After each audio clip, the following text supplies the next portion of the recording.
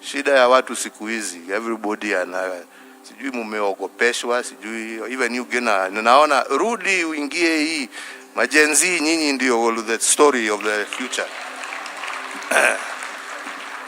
Fight for your rights bwana, sio kukaa hapo mambo mali yenu ichukuliwe na nini, mumeitolea jasho.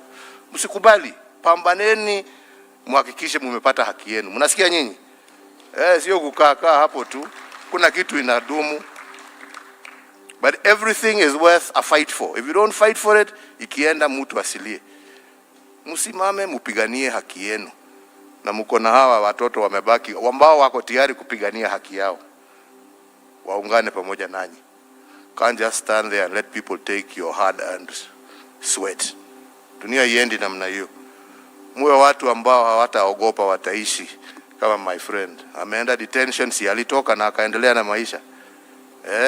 Hata nyinyi teteeni haki ze.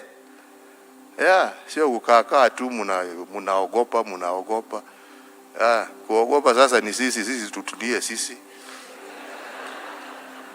Nyinyi ndio mko na nguvu ya kupambana na hii watu. But we are behind you. Muendelee namna hiyo.